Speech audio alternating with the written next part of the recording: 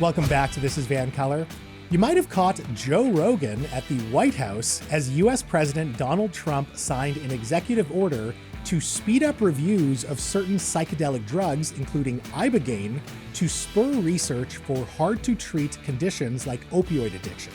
Psychedelic drugs, or hallucinogens, are chemical substances that change brain function and alter perception, mood, consciousness, and cognitive processes. Some people claim a single dose of psilocybin, magic mushrooms, can help people quit smoking. Others point to ketamine as a treatment for alcohol addiction. But what does the health science say?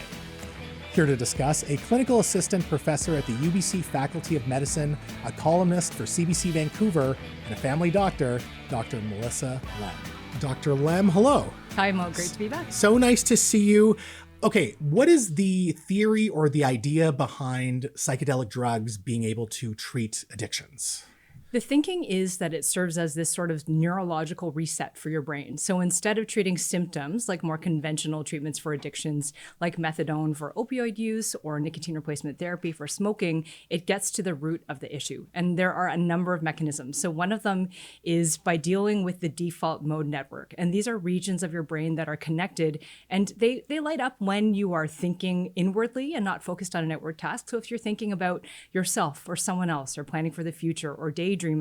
But what can happen with addictions is this default mode network can get stuck in a very unhealthy loop that essentially prevents you from escaping from that addiction loop. And so you can kind of compare it. So we can think about it as a West Coast analogy to hikers up a mountain trail. So there's a healthy, good for the ecosystem trail up the mountain, but sometimes hikers start to take off trail routes where they're kind of trampling on the underbrush and creating these unhealthy pathways. But what happens is the psychedelic park rangers come in.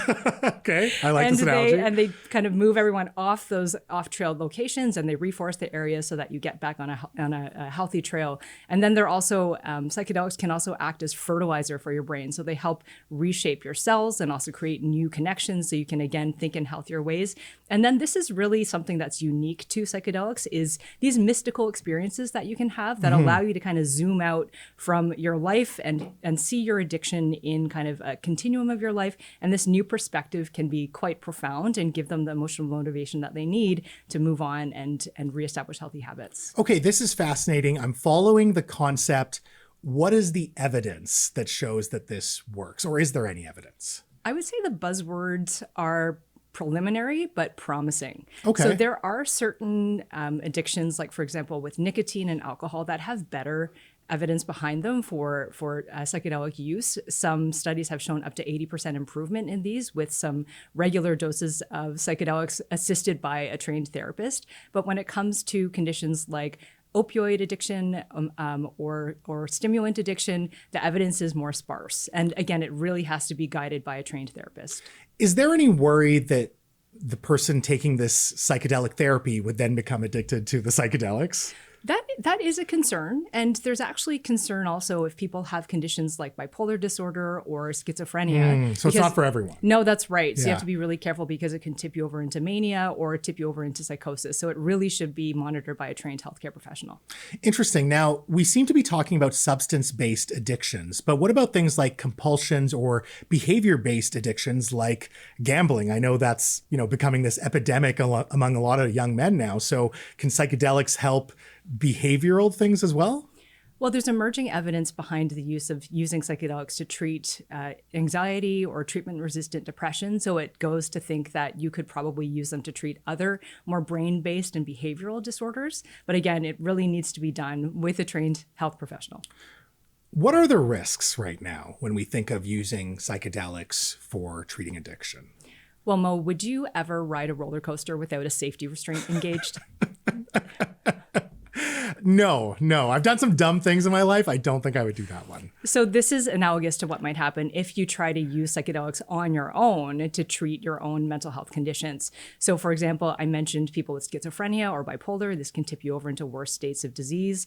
Also, you can have a bad trip. So you could have really scary or intense hallucinations or mood states that if someone isn't present to help guide you out of them, it could lead to long-lasting mental health harms. And then also psychedelics can increase your heart rate and your blood pressure. If you have a cardiovascular cardiovascular condition. This can increase your risk of a heart attack. And then unfortunately, especially if you buy it from a non-regulated location or, illegal drugs, they can be contaminated with fentanyl or other toxic substances that could then lead to addiction, but also a worse mental health state for yourself. So what you're saying is to treat these addictions, there needs to be a pre-assessment done first. That's right? correct. Because you just mentioned things like heart conditions, certain mental health issues. A trained professional has to really determine whether or not you would qualify or be suitable for this type of psychedelic treatment. That's right. Psychedelics, although they get a lot of positive attention, they're not a magic pill. You can't just take it once on your own and then assume that you're going to cure your mental health condition. It really needs to be done with a trained health professional that can then integrate those insights that you've gotten from that psychedelic session into long-lasting behavior change and changes in habits. Otherwise, you might lose that window where that neuroplasticity is open in order to make that change. Okay, and I just want to be really clear because this is a sensitive topic. If someone is watching at home and let's say they want to quit smoking, which psilocybin has, there's stories out there about psilocybin being a great way to quit smoking, should they just go into the forest and do a bunch of shrooms? 100% no. Don't That's ride your medical that roller. advice? Yeah, that's right. Don't ride the roller coaster without the safety of restraint. Definitely engage a trained health professional. And I will say it's kind of a therapy of last resort. If the traditional evidence-based, tried and tested true therapies aren't working, then this is something that you could try if you really want to make a change. And if nothing else is making the change with you. So try the patch first before the shrooms. Correct. Okay. Correct. Dr. Melissa Lem, thanks so much for your time tonight. Great to be here, Mo. Folks, that was family doctor and clinical assistant professor at the UBC Faculty of Medicine, Dr. Melissa Lem. Now, after some business, parlez-tu français? Yeah, me neither. So just how out of sync is a key pillar of our Canadian identity, bilingualism, with reality? We'll talk about it up next.